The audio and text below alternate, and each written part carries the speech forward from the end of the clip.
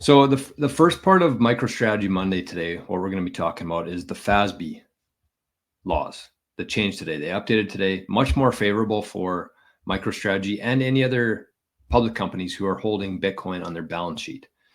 And so up until today, these rules were not only not fair, they were insane. Like they're basically what these are based around is intangible assets. And so that's stuff like patents, like royalties, and to their, it kind of makes sense for that kind of stuff because we're talking about impairments. So I'm going to talk about this stuff, and then hopefully once we look at this spreadsheet, you can have a better understanding of what exactly is happening here.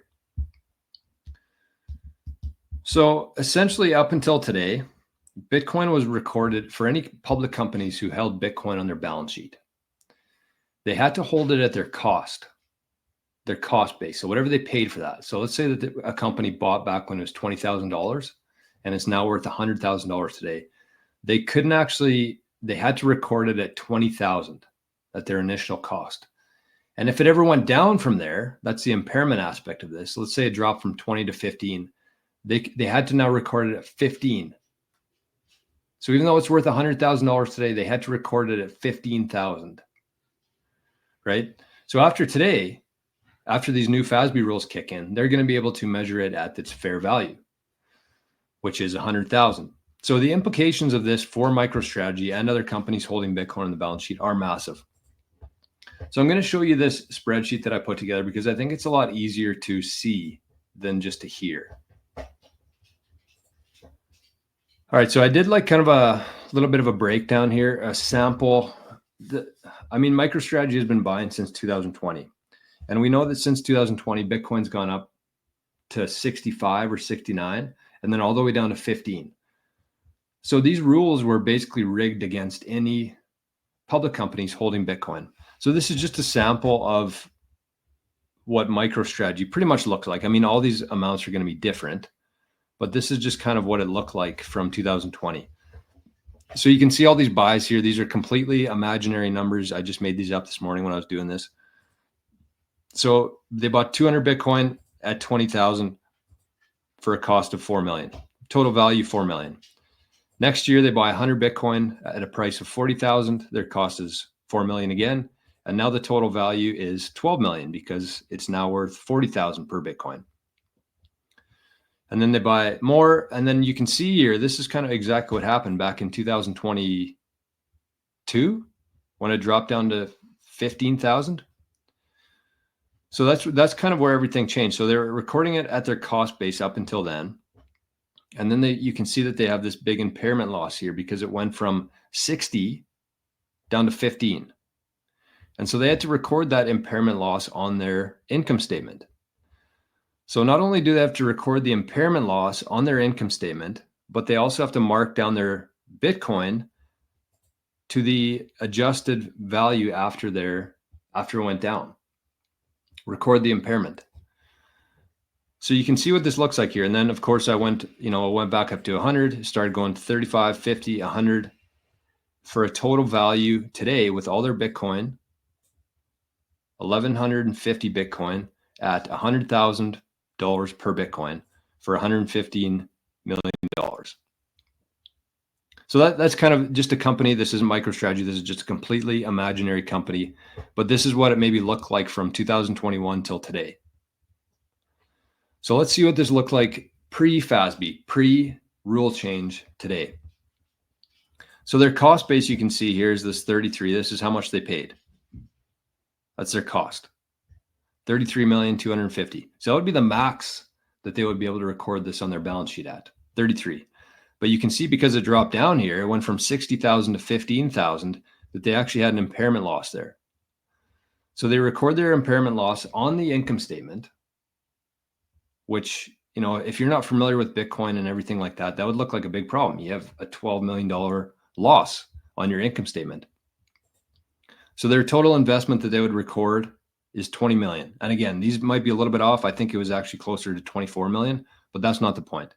The point is that they had to record an impairment loss because it dropped down from 60 to 15 there, and their investment is lower than their cost base. That's how these pre-FASB rules worked very unfavorable for Bitcoin. But if you think about something like that in terms of a patent or a royalty or whatever it is, whatever an intangible asset would be, it kind of makes sense, because once your patent's value drops, it's very low odds of it coming back. And that's what these whole rules were based around, stuff like that. That was the closest thing that they could find to Bitcoin, because it's so new and different from any other asset that a lot of these public companies hold on their balance sheet. So that's what it looks like pre-FASB. That's why MicroStrategy income statement is so messed up, and that's why it's not reflecting how much Bitcoin they have yet. So after today, you can see the cost here is the same, 33 million. That's this number here. That's the price they paid for all the Bitcoin. That's their cost base. But they actually can now report a gain of 81 million compared to a loss, an impairment loss of 12 million. They can now record a gain of 81 million, which is exactly how it looks. This is what the reality of things are.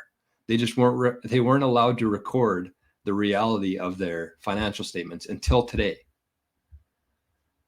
bringing their total investment to 115 million. That's the fair value of their Bitcoin to date. So 1,150 Bitcoin at $100,000, 115 million.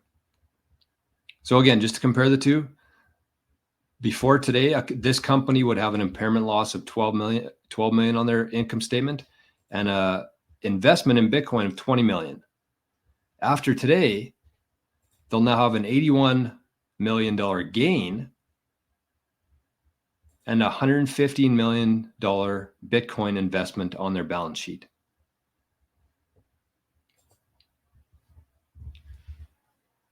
So that is huge, huge. And if you're just like an investor out there who was looking at MicroStrategy before, and you saw these impairment losses, you saw the investment of their Bitcoin, what that looks like on the statements. If you didn't know what was going on there or the strategy or what Bitcoin is worth today, you'd be like, this company sucks, just because of the way they had to record this for the accounting standards.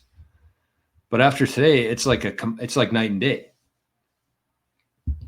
So you combine that with the QQQ index getting in, and I want to share a quick video here. I think we're going to run out of time today, but I want to share a quick video here. I'm kind of panicky today. I didn't know that I had a meeting in 17 minutes today. It's okay. We'll get through it. Of course, I did not send the email. There we go. Okay, so the big news Friday was that MicroStrategy got into the QQQ index, which is the top 100 companies. I think it's the second or third largest ETF index in the world. So it's huge news. Huge news. There's a lot of people, including these. We got a couple more 0-hour dipshits to talk about today. Everybody's favorite 0-hour dipshits. So let's listen to these fellas on the Dumb Money podcast. I don't know when this was. I don't think it would be very long ago. But let's listen to these. Dumb Money, it's called. That's their podcast, Dumb Money. And they're really living up to their name here. This is an interesting comment from Stephen. MSTR has a very limited float and is being pushed up by Bitcoin so much that it may be put in the SPY and QQQ indexes, which will cause more forced buying with a limited float. No, it won't. No, it won't. So those indexes, they have nothing is automatic. Those are hand chosen, and there's, I would say, a 0% chance that would ever get added. It's addition to just their size. It has to do with their profitability. There's a whole formula for it to even be considered for the S&P. But Dave, even if it met every qualification for consideration, they wouldn't do it. Period. Yeah. It's not happening. It's not happening. So I don't. My favorite thing about what's going to happen over these next couple of years is people like that. People like that. These people with huge platforms. I've never heard of Dumb Money, but I'm guessing by their. Did you see a sneaker collection in the background? Is that not the most fiat, traditional market background you could ever have? Sneakers in the background. You can tell how short Bitcoin he is with all these sneakers in the background here. But my favorite thing is going to be watching people like that squirm, because with big platforms here, these people have a big audience. And this guy went out and said that there's a 0% chance that MicroStrategy gets added to the QQQ index. And what happened on Friday? Well, I guess it wasn't a 0% chance because it got added to the index, which is going to have massive implications for what's coming. I don't think anything's going to happen. I haven't looked at the share price today, but I don't expect anything to happen in the near term because so many people are so far behind on this MicroStrategy stuff still. Like these guys have an investment podcast or show or whatever it is, and they gave it a 0% chance. So huge news. It's going to create so much buying pressure, forced buying pressure from these retirement accounts, these investment funds who all hold these indexes. They're now going to be forced to hold some MicroStrategy. They're going to be forced to have some Bitcoin exposure. So it's going to create a bunch of demand, and it'll be interesting to see what Saylor does with, what's going to happen these next couple of weeks. But anyways, shout out to the Dumb Money podcast. Some more 0-hour dipshits with a nice sneaker collection, though. You can tell how short people are Bitcoin by the amount of sneakers they have. That's for sure.